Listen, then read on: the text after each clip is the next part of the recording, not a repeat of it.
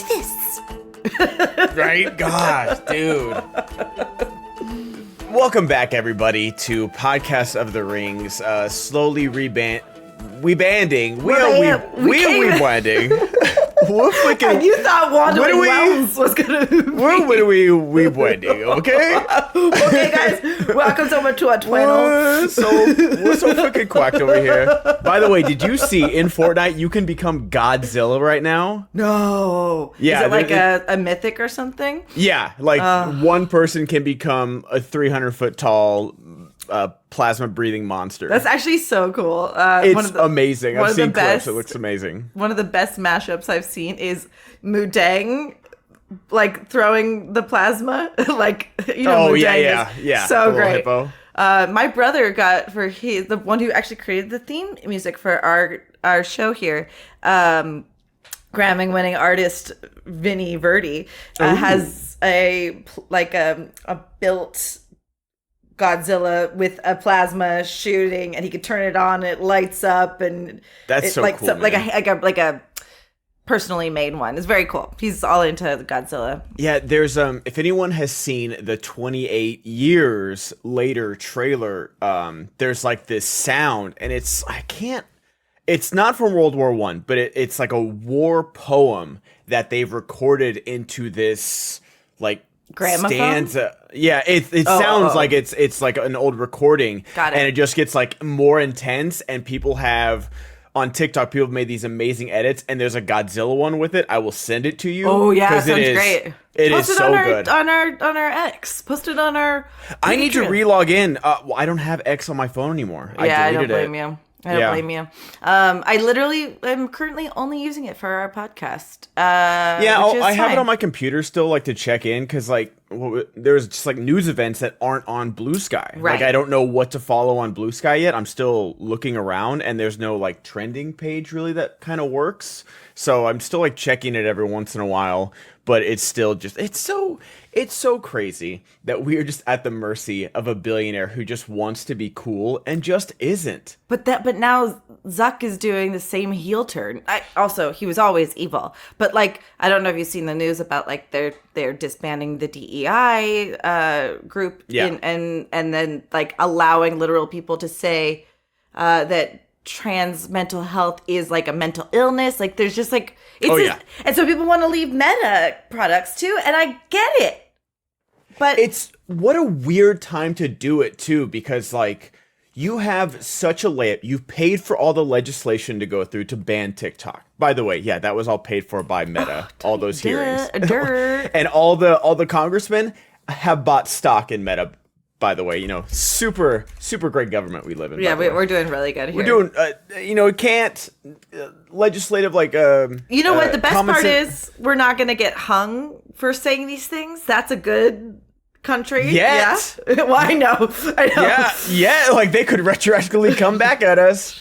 But common sense gun control, universal health care, those things like. It's time. Guys, it's really hard to pass these things. Forgiving student loan, even though I promised during my campaign to do that, it's just so tough. But banning a social media app, boom, judicial, boom, executive, boom. Like Congress, like just through all three, just amazing. We can't get gun control, but we can get rid of TikTok. Yep. Anyway. And people will download an actual Chinese propaganda app, which is Rednote, which is hilarious. It's so fun. It's actually so funny. I just learned about that in a meeting, and I was like, great, good for you. Go do it. Anyway, we are Ben and Jess, and this is Podcast of the Rings, where we specifically talk about Podcast of the Rings, but Ben and I are weeb-wanding to like just... I was going to say blow out all the things we can talk about. Basically, like, use an umbrella so that because, like, there is only so much Lord of the Rings that we can talk about competently. Yeah. But there's also so many other things that interest us. Dune is a huge, inspiration of mine. There's a lot to talk about with Dune. There's the new television show. I just hung the Master Sword up on my wall if you're watching us on YouTube, so we could talk about Zelda, we could talk about Arcane, we could talk about... So we were going to start doing more... Yeah, we're going to start doing more other fantasy realm type stuff. It will be a cold day in hell if you get me to talk about The Witcher, but you just might, because I don't give one rat's ass about that TV show. And I said that about Game of Thrones, so we'll see. I watched the first 2 episodes of The Witcher. It was fine, and like I understand why that song, really caught on. What song? Toss a coin to your Witcher. Is that like was the theme song? Like, I think, a little lute player comes up with it when he's walking around with Henry Cavill, and it became like a hit song. Yeah. Kind of like the song that Jennifer Lawrence haphazardly sings in Hunger Games. Yes.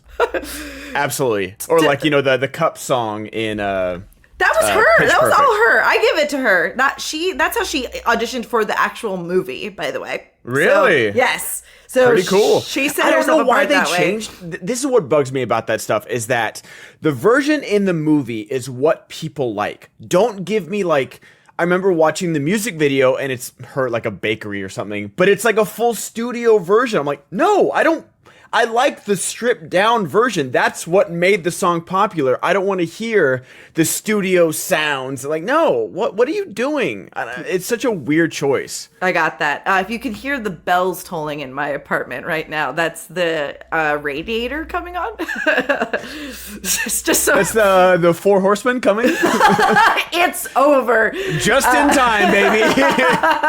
Seriously. Not a moment too soon. We're recording this well before the 20th of January, so we'll see. Also, I saw today on the news, one more tangent. This is the 31st anniversary of the Northridge earthquake, which I had the pleasure of surviving when I was a little baby. Okay. Oh, yeah. I remember it vividly because the day before it was unseasonably warm for January, even though LA tends to be warm. I was living in the valley at the time. I was about 3 miles or 4 miles from the epicenter in Northridge. I was in Chatsworth, and we were working on my dad's van in the backyard, having a grand old time. And the next day was Martin Luther King Day, so we had the day off, and we were like having a blast.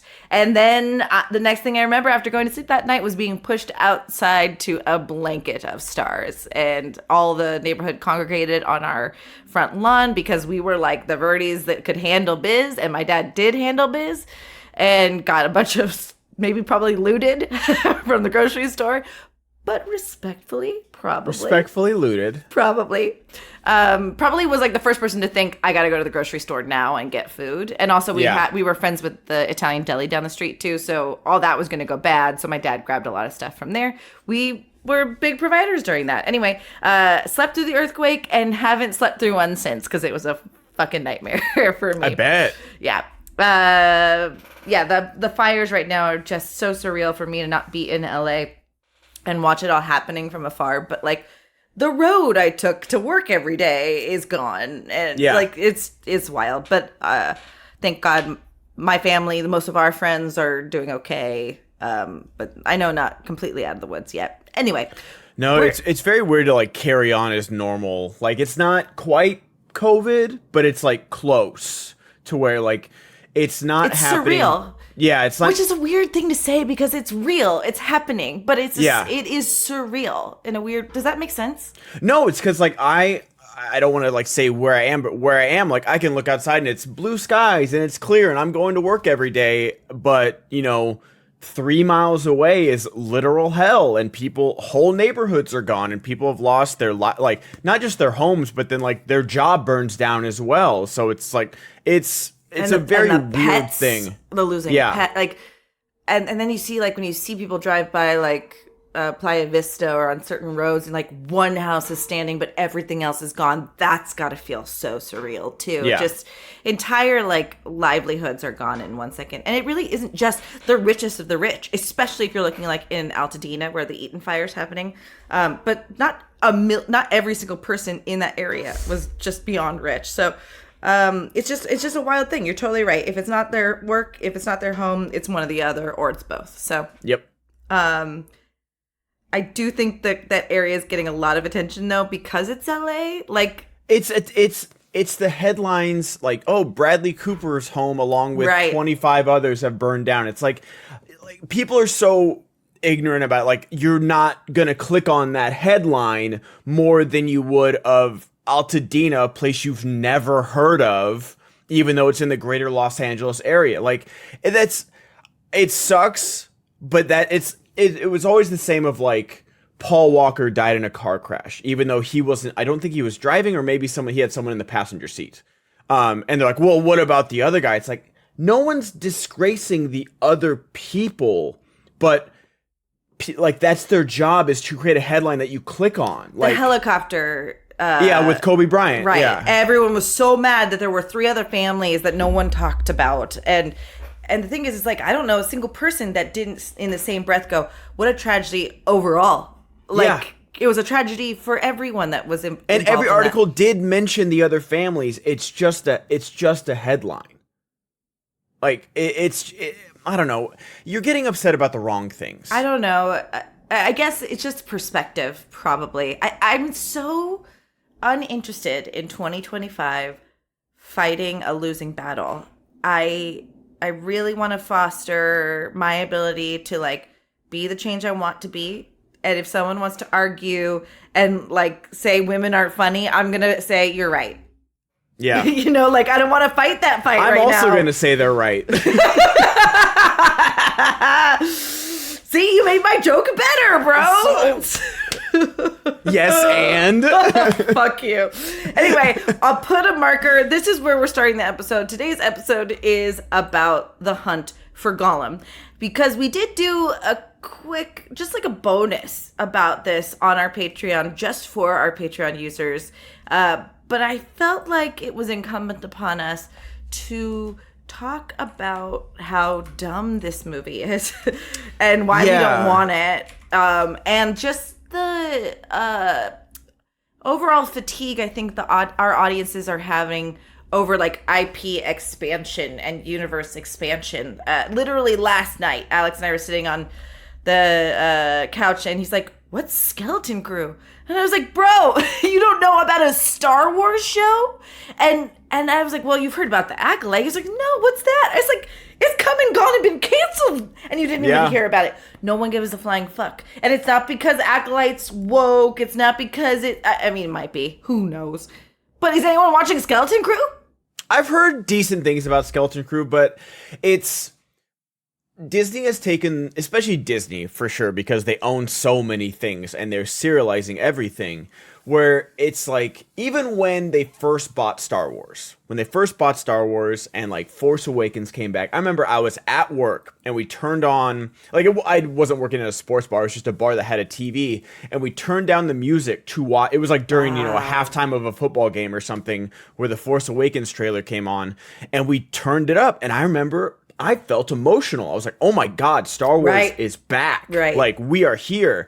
And just every other Christmas was a Star Wars movie. And then, they did Force Awakens, and then they did Rogue One, and then they did Last Jedi. And Last Jedi cannot be understated, the cultural impact that movie had, for good or for bad. It's definitely a watershed moment for sure. You're totally right. It is. Yeah. But just like, point. Even that, it was like, by that third Christmas, whether you like The Last Jedi or not, we don't need to get into that. But it was like, it's a lot of Star Wars movies. And then 6 months later was Solo. And I'll never understand why Disney did this, where it's like, you own Christmas. Christmas, like, it was becoming like a Lord of the Rings thing, where it's like, every Christmas we'll go see a Star Wars movie, for good or for bad.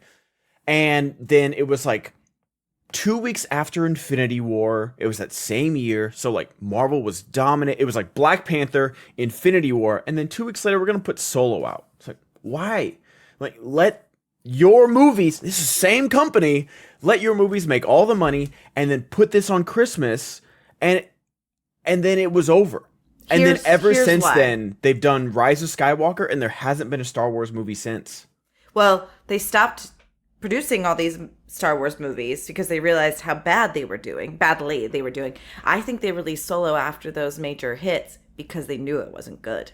But that's the thing, is that they tanked themselves because they're like, Alden Ehrenreich needed an acting coach. We're going to fire Lord and Miller. It's like, okay, then give your movie 6 extra months to look better.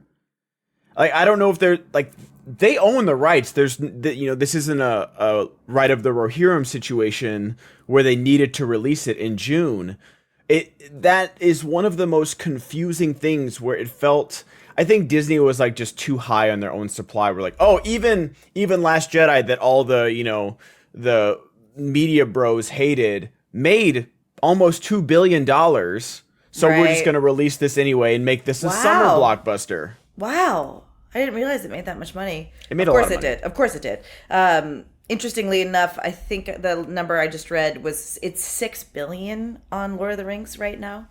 I mean, that seems low, honestly. If you're telling me Star Wars made $2 billion, but I we'll get into that in a second. But what I want to say too, I think the reason like Solo wasn't good and why people got fatigued is because also like who's going to be Harrison Ford today? Like, I thought Alden Ehrenreich was great, but you're totally right. I did. The more I watch Solo, the more I do like it. It's nothing special, but that's the thing is that it's such a Star Wars is its own thing where people do just want the member berries. It's very hard to make new Star Wars stuff because even in The Mandalorian, which I thought was a great show, and I was like, oh, this is a good little like serial, Elseworld kind of like we're not dealing with the Skywalkers. By the end of season 2, Luke Skywalker comes in. I'm like, it's not like I was one of the few people that wasn't a fan of that. Yeah, and I was like, oh no, I liked this small story that didn't have giant galactic implications. It was just a guy trying to make his way in the galaxy, which is a cool thing. Way in the galaxy takes everything you got. But yeah, Grogu by your side. That was the biggest mistake, honestly, was naming that fucking thing Grogu. I was so upset about but that. But they even knew their biggest mistake because, like, at the end of season 2, he goes off with Luke Skywalker to train as a Jedi, and they're like, oh, we need to sell toys. So literally by the time season 3 comes around, they don't even mention it either. In the Book of Boba Fett, a different TV show, he comes back to join the Mandalorian again, and they don't even mention it in season 3 of Mandalorian. So if you didn't watch that other show, you'd be like, wait, why is Baby Yoda back? What the hell? That's fucked up. That's really fucked up. So I think to tie this into what we're talking about with the Hunt of Gollum, which we still know, honestly, very little. We've heard Aragorn, Viggo, and everybody's coming back. Are they for sure? Because I think they said they're interested in coming back. They want. I've not seen anything official saying they are coming back. Now, you'd be really hard pressed to make an in-world New Line Cinema Lord of the Rings that happens in between The Hobbit and Lord of the Rings, basically. Yep. And not bring Viggo and Ian McKellen and Cate Blanchett and Hugo Weaving. Christopher Lee, I don't know what you're going to, I guess you don't really need him. If there's a CGI Christopher Lee, I'm going to lose my fucking mind. Riot. Fucking riot. That's what actually this whole episode's about is no CGI Christopher Lee. Thank you. Yes. So I guess I think there was also like people bandying about ideas of like origin story for Aragorn, an origin story for Gandalf. I don't want these things. I don't need Aragorn a Star Wars story. That's right. I really don't, man. But and that's the thing is that what I talked about for Right That We're Here, and this is, and I know it's a business. There are rights. There are obligations. Like what was it? My favorite thing I've ever heard is Warren Beatty owns the rights to Dick Tracy. And he has to do something with Dick Tracy every 5 years or so. So I think he did like a Skype call with himself as Dick Tracy. And that counted. So he could just keep the rights to Dick Tracy. And he was like, I'm Dick Tracy. What are you doing over there? Oh, nothing, Warren Beatty. I don't know how. Go look it up. It's the it's the craziest thing ever. It sounds unhinged. And I don't want it. It absolutely is unhinged. But so I understand that. But again, just how I said, Right That We're Here, I enjoyed it for what it was. It's not going to be anything I revisit every Christmas like Lord of the Rings, but it was fine. But this is a perfect anime short story. This would be a perfect HBO Max weekly thing of hey, here's an hour-long episode. And you can animate it so you can bring back Viggo Mortensen, and he looks like 2001 Viggo Mortensen, not 2025 Viggo. Right. Everybody ages. I'm not insulting, but I don't want to see Robert De Niro, 75 years old, trying to stomp somebody out on the curb in The Irishman. I don't want to see that in Vigo when he's trying to like bend over for some athletes and be like, oh, my fucking knees, man. Holy shit. Like, I'm 37 and I'm doing that at work every day as a bartender. Tired. I can't imagine what. Yeah, Vigo's 60 something now. Isn't Vigo the age Ian McKellen was when he started playing Gandalf? Yes. Listen, I think you're right. Even his capability aside, which I'm sure this man's in great condition or can get into great condition. McKellen's doing live theater, and the only reason he couldn't finish out the most recent show he did is because he fell off the fucking stage. You know, like these guys can do it, but it is a visual thing that you're asking us to like really do a lot of legwork to deal with. Yeah, like, I mean, I didn't mind it so much in The Hobbit, but like how much Orlando Bloom had changed in 10 years. It actually was like a little difficult for me to handle. It really, because elves aren't supposed to change. Out of all the people that aren't supposed to age, like, it's... And here's the thing. Legolas don't need to fucking be there. Nope. He didn't need to be there. And again, I'm not complaining. He's great. He has some shit. The most insane. They're like, you know what? We've got you here. Let me do the most insane shit you've ever seen on screen. It's fantastic. It's funny. And the joke where he's like, oh, you're ugly son. You know what I mean? It's great. But they didn't need him. And half the time you're going, oh man, you're just a man now. Yeah, he just filled out. Like nothing's wrong with what Orlando Bloom looks like. He just got buff. He's no longer a little like waifu over there. Like he's no longer like that Orlando Bloom cannot walk on top of snow. He just can't. His bones aren't hollow enough. No, it's not. 100%. And the other question that like comes to mind is like, I'm sure. First of all, you could do this movie, and it could be good. And Andy Serkis is wonderful. He's made time immemorial, whatever. He's made a Gollum for the ages. Yes, people will talk about this. He's gonna get like a lifetime Oscar for his like motion capture work. Absolutely. In 200 years, people will be talking about it. I don't care. It's going to be ubiquitous, and so cool. Continue. Maybe he feels a kinship with this, bro.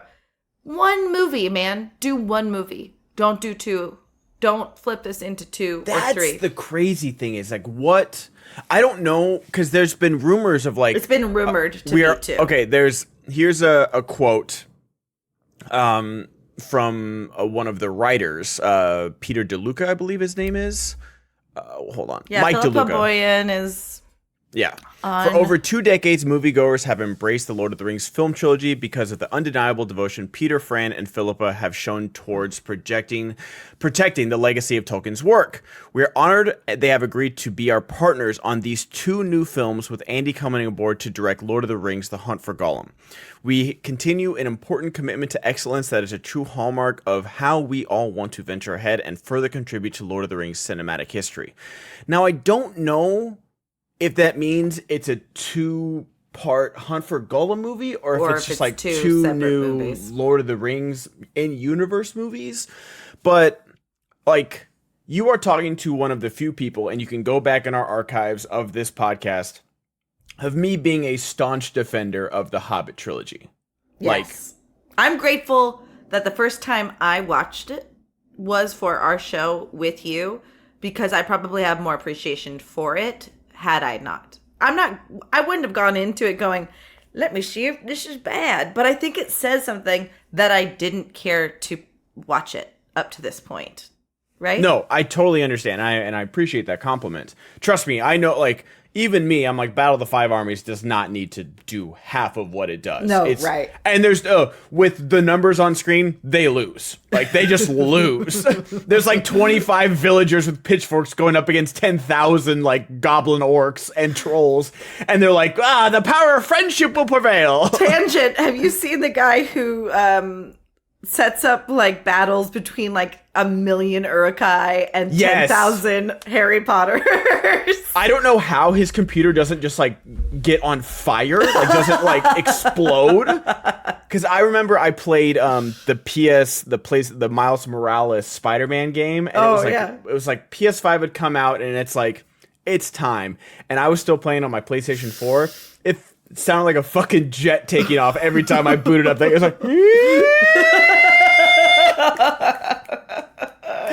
It was pretty great. Yeah, I love when you're like, I'm even pushing my MacBook to like the brink, and I'm like, hello, are you okay? Yeah, are you there? And you shouldn't be able to. Like, I'm not playing, engine performance games like those, but you're doing something wrong when your Mac's freezing.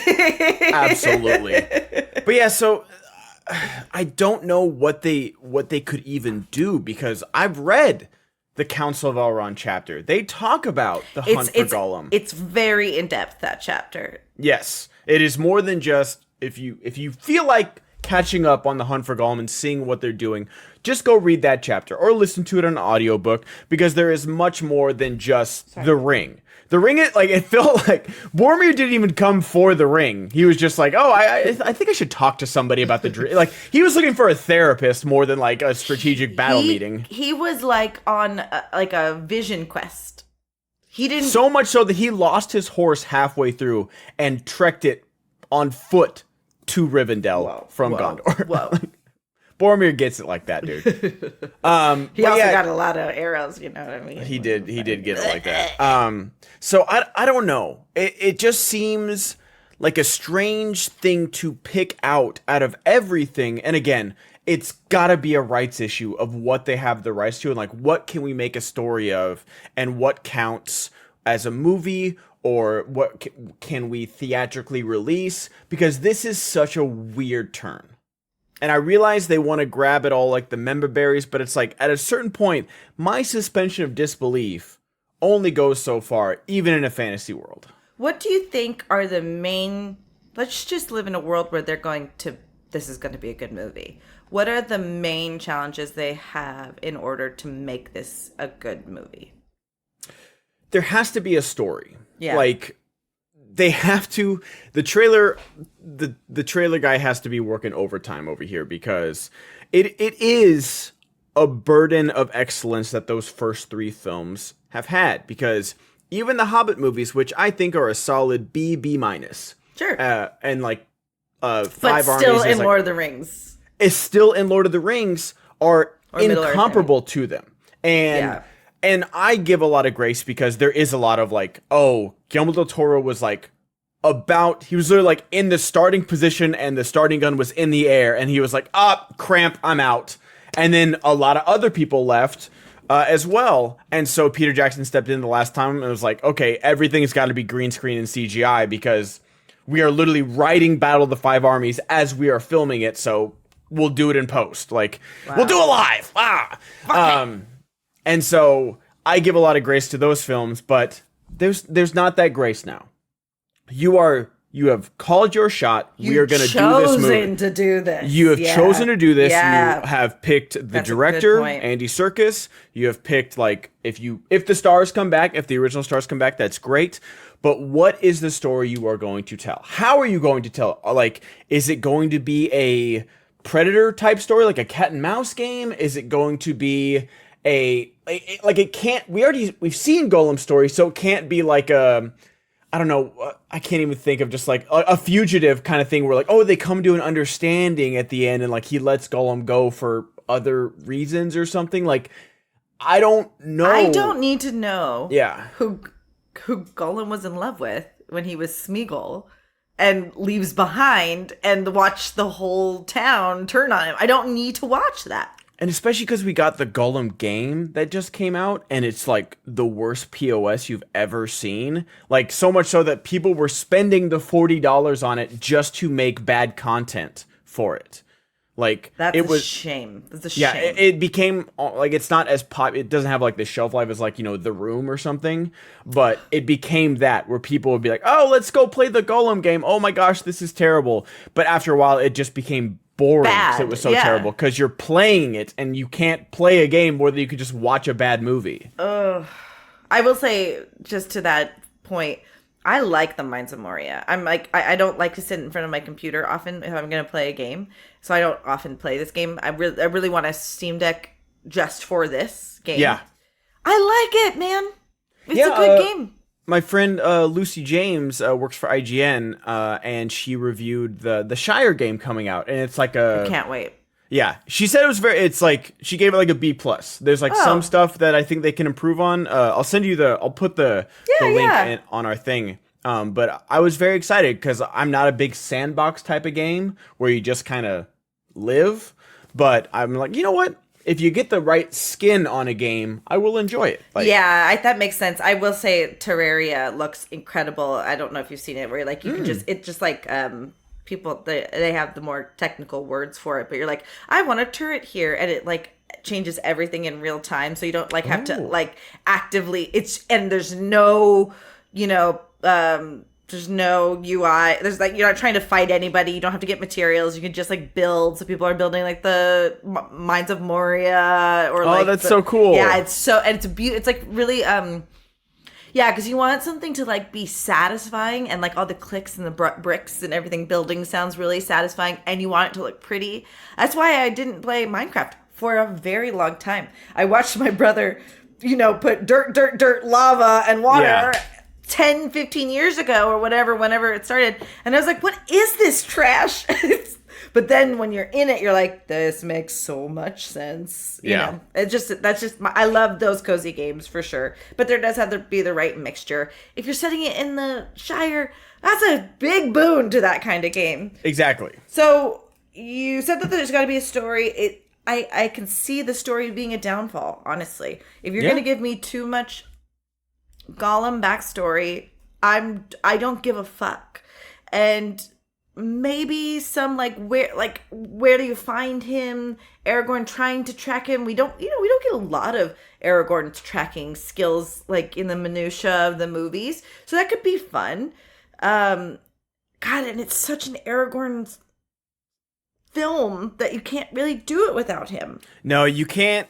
And that's the thing, is that Fourth Age Vigo is right there. Like, and I don't know what they would have the rights to, but if they have the rights to Aragorn, you can make a new story and be like, oh, this is King Aragorn doing something. Wow. Fighting the Easterlings, bringing the peace of all mankind together. Carl Urban is also right there. The Boys is about to end. The man is gonna need a paycheck. Like, they're on the final season of The Boys. Like, bring back Carl Urban. Éomer and Vigo team up 20 years later. Fucking print money, dude. Give us that buddy story. You had the great idea of Gimli and Legolas going to check out the Crystal Caves and go into Fangorn and do the buddy fucking rom-com there. And honestly, if you released a 2.5-hour movie with a bunch of short stories, people would also show up for it. I think that's it. We scoffed at this news a while back where Disney said that they're going to bring an elite team of fans to comment. Oh, God, I'd forgotten about that. Right? I forgot about that. I got swept under the rug, and I'm sure they're still doing it. Yeah, well, yeah. But it's like the execs don't care, really. Like, they're going to do this. It's either they're not, I don't know. I guess what I'm trying to say is, I think you and I have a pretty good taste. I think you and I have pretty good opinions. And we're skilled in our careers and our fields that aren't just limited to talking about TV. Yeah. Like I'm an actual producer of things, I could sit in that room as a fan and as a creator and advise, and I don't know how these things get passed. That's the crazy part. It's just like, okay, here's what we have. And that's the thing. I'm even in the most business sense. Here's what we have the rights to. We've got Gandalf. We've got Aragorn. We could have Gollum in there. I'm just like, okay, not The Hunt for Gollum. No. My precious. Let's go in a different direction. And it's just, I don't know how this isn't like a 10-minute meeting of just like, okay, Hunt for Gollum's out. Instead of, like, they must be like painted into a corner with what they can do with this material, because it might be, but I actually think, because I'm sorry I cut you off. I always do that. Go ahead. Because no, you're fine. Well, I really think they're just scared. I loved the YouTube video where the guy was talking about like the Marvel movies being symptomatic of this, being really scared to make an interesting, different, and exciting score. And so basically the only score is ba ba ba, like the Avengers theme. But you don't have a theme for Black Panther, really. You don't have a theme for Iron Man, really. Whoa. Is there a musical theme for Black Panther? Can you sing it off the top of your head right now? I can't because I'm not musically inclined. Can you do Superman right now? No. Okay. Yeah. That is John Williams. I understand, but they're not taking swings. It's also not, John Williams is not the only progenitor. Also, didn't Black Panther win an Oscar for the score? Possibly. Maybe Black Panther was a bad pull. Yeah, okay. I will give you MCU, but like Black Panther was like a historically bad pull because like Kendrick Lamar produced the soundtrack and like what's his name? I can't think of his name. But is there a theme? I don't know if there's a theme song for Black Panther that I could. There is. I just can't do it. Because you're white, or yes. Okay, basically, like, this guy was talking about, like, okay, the Captain America theme exists, but it's only lightly played when he sees a picture of himself at the museum. It's not played, like, gallantly while he's doing major things. And the person's hypothesis was that they're afraid to make a bad choice and turn off audiences. They instead wanted to make it milquetoast or vanilla and easily acceptable so that they were universally accepted as much as possible. When in reality, you have a Superman that everyone loves, and you're like, even when James Gunn, he's got the theme, and that's huge. Like, he's got the Superman theme in the new trailer. Yeah, that's big. That's big potatoes. I feel like they are afraid to make a bold choice here, and they're going with what they know, and they're going with what they think people will least likely reject, which is a fucking shame, because I think Hollywood's like this in general. I can't imagine Peter Jackson isn't given carte blanche. I can't imagine that. Right? And like they keep attaching his name as the producer, but he's not doing the same amount of things. But he's not doing the same stuff. But yeah, but that's the thing, is that I understand the theory of like, oh, it's this, like, we got to do the safe thing. You know, like that's Disney is like backpedaling so hard because they did take a lot of chances. Like, you know, Black Panther's the perfect example where they let Ryan Coogler cook for like 2/3 of the movie. And then at the end, they're like, we need a big battle and we need CGI rhinos, and it kind of falls apart. I think the end of the movie is great, but it doesn't live up to the first half and 2/3 of the movie where like, oh my gosh, I am in Wakanda right now. This is something so new. Like the score, the soundtrack in the back, the characters, like, holy crap. And that's so many Marvel movies you can point to where it's like, oh, this is like even the James Gunn movies where they're like, okay, Guardians is very different, but we do need a lot of explosions at the end. So make some explosions. And it's like, no, God, we are 10 years into this. Like, trust your audience at the, like, to the tiniest bit. But it's just like, this isn't a safe choice. I don't see the safety in this. Like, I'd rather, honestly, and this is a blasphemous take, I'd rather do what HBO is doing and make the fucking Harry Potter series into a TV show. No one's gonna like that, but that is honestly, to me, a safer choice to just remake Lord of the Rings into 3 seasons of television, of Fellowship, Two Towers, and Return of the King, than this.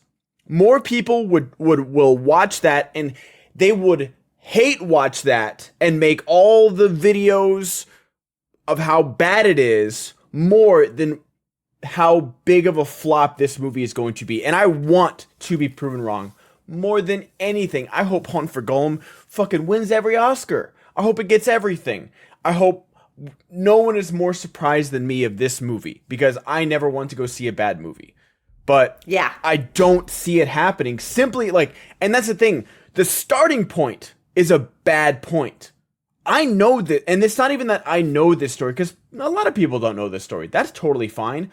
Yeah, but it's not like the thing you retain the most from the actual Lord of the Rings I just don't know how they build this into a movie, let alone possibly two, because that seems insane. Yeah, I think we've said about everything we can say. I think you speak for both of us that we don't want this to be a bad movie. I don't want them to flop. I don't want them to whiff on this. I think Andy Serkis is great. No one's saying those things. I think, honestly, this is why I give a lot of credit to Rings of Power. They didn't do the same fucking thing. Nope. And you know, a lot of the people that hate watch that show in the same breath are on Reddit and on their fucking Twitter going, nothing's new in Hollywood and everything's that. But also, those people don't go see new original things in Hollywood. So shut the entire fuck up. That's what my point is, that they're just contrarian. Yeah. And so this conversation just gives me further, respect for, in the face of a world. Yeah, granted, they got a lot of money in order to do this. Yes. they have carte blanche in a weird way. But in a world that it's like big swings are really not encouraged, they just said, fuck it, we're going to do this thing. Because they were also given the runway to do it. They were given the 7, 8, 9, 10 years to do 5 seasons to do this. I think a lot of people think that the story is going to change because people are influencing it and it's too woke. I think a lot of that story is already written. The only thing they're going to have to fumble and deal with in the moment are actors leaving or dying. And I think that's what's going to change, with Bronwyn leaving. I like Lord the Rings of Power, and it's different, and that works for me. I don't need to see Gollum ever again unless I'm doing my yearly rewatch. That's my feeling. No, I think I've said this before about Rings of Power is my favorite band is Dance Gavin Dance, and they changed the lead singer 4 times since in 15 years. And it's you kind of have to look at it as a different band. They've got the same name, but you kind of have to look at it oh, this is a new band that I'm listening to. And if you like that, I don't like some of their albums and I like some of their other albums. And so you kind of have to look at it like that. And that's how I view Rings of Power. It's I don't need to forcefully put it into the same universe. They're different writers, they're different actors, different producers, different directors. There's so much that goes into a visual piece of art that the slightest thing can change it. You look at The Hobbit and Lord of the Rings, that Peter Jackson just didn't have the time to handcraft every piece of armor or build every set, and it looks wildly different. Insanely different, that he didn't have 5 years of prep and 2 years of fuck off, don't bother me, we are filming everything. And that's what they did. That is carte blanche, if ever there was. Yeah, that's right. Where they were and they still had problems with the studio. And they still had problems. Famously nice guy Harvey Weinstein somehow interfered. It was so crazy. Who would have guessed that that guy was a problem? Oh man, definitely not Oprah. Definitely not Matt Damon. But there's so much that goes into a movie, and the thing is that the people at the top that greenlit this movie, that said let's do this, they're not going to be the ones that get punished if and when it flops. They're going to receive a bonus check at the end of the year for, David Zaslav just might erase this movie after it's in post-production and be you know what? The $90 million write-off is better than, whatever we make at the box office. So that's always a possibility. I don't think so, because I think they're going to make $1 billion on this fucking movie regardless. You think so? I think so, because they're just looking at Peter Jackson, Andy Serkis, Gollum, Lord of the Rings. I think I think they've run the metrics. I think they've done the projections. I think they're going to, they want us to hate watch it, and it will play on HBO all day long. I think those Hobbit. days are gone, though. No. The MCU is no longer infallible. Star Wars is no longer infallible. Indiana Jones made no money. I'm trying, they can't bring Star Trek back right now because it doesn't make any money. I'm trying to think of any other big big franchise. Star Trek is the saddest one because like they just ended Lower Decks, which I think is the best new Trek they have. Oh, it's like done? There's no order for a new season. They treated this like a season finale, series finale. I think everyone's like, we'd like to do this some more. Yeah. But they wrapped up like the lower decks of it all because they're all kind of getting promoted. Gotcha. Sorry, spoilers. It's been out for a couple weeks.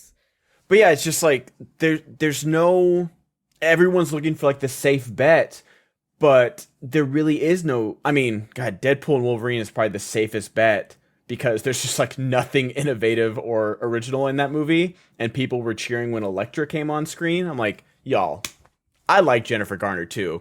Elektra's the biggest piece of shit movie ever. And you all hated it and it flopped. So let's not cheer for it now.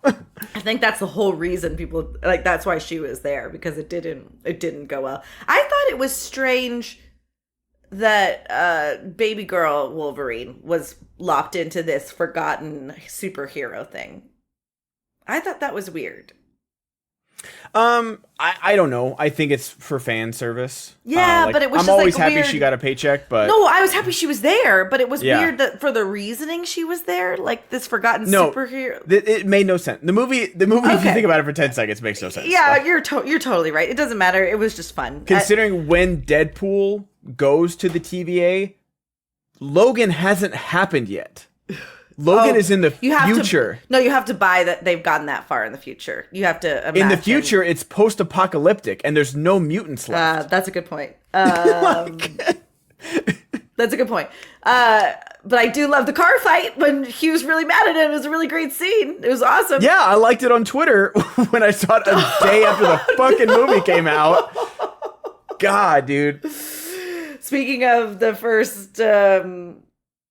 Skywalker movie, the new Rey movies, I was doing At Midnight at the time, and I didn't think about this because I was just like living on that midnight thing, and on those hashtags was Kylo Ren is Han Solo's son and he kills him, and the picture of like within 10 minutes. Anyway, it was pretty great. Top 5 spoiler moment for me is I was off social media. I was watching a Twitch stream because my dad's office had like rented out a theater for like friends and family. So I was like, I'm going to go home and I'll see it then. And it was like Saturday. So it wasn't like I just wasn't going to like the midnight screening.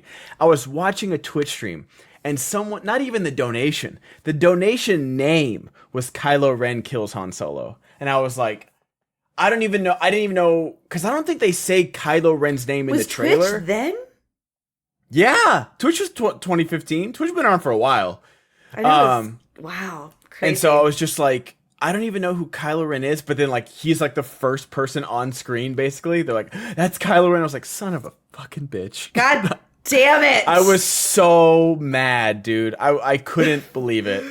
Snape kills Dumbledore. All right, thank you so much for joining us on this journey about talking shit about the hunt for Gollum. Next week's a really fun episode where we're going to pit your choices of different Lord of the Rings Middle Earth characters against each other, and we're gonna basically debate who would win in a fight. So do you want to put Gollum up against all 4 hobbits? Do you want to put Gandalf up against Galadriel? Do you want to put Frodo up against Aragorn?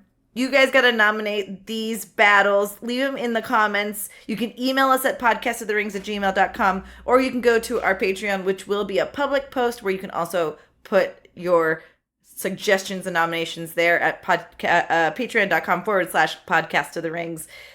I think it's going to be a really fun one. I think it's going to be a really good one as well. Yeah, that'll be like one of the last Lord of the Rings centric things we do. Fair warning, this channel is going to change to our overall branding, which will encompass other content. If we lose you, I'm so sorry. It's been wonderful. But we still will do Lord of the Rings content. It just won't be only that. And Ben, if they're interested in Game of Thrones for some strange reason, what do we do for some strange reason? We're on Patreon going weekly episode by episode watching the entirety of Game of Thrones. And right now it's about bi-weekly. Every 2 weeks is how it's shaking out. Bi-weekly. But we are really enjoying it. I'm joining the rewatch. And once season 2 is over with, that will be a first-time watch for Jessica. So come and enjoy all the spoiler-filled reactions of Jessica learning just like that no one is safe in this show, and it's really, really fun. I mentioned to somebody that I was doing this rewatch on interview for Mission Log the Orville over at Roddenberry Podcast, and the guy's like, "Oh, everyone's alive still." It's like, don't say that. Please don't say that. But yeah, if you're watching this, as this is released, we just released the episode, What is Dead May Never Die, the 3rd episode in season 2. Very good episode. We have fun on there. And as always, thanks to Jesse Glaspie, who is at our $10 tier on our Patreon. You too can get a shout out if you want to join at that, but $5 gets you access to basically everything that we offer on our Patreon. Woo! Ben, anything else to say to our friends? Until our paths meet again. May they meet again. May they meet again. Never get it right.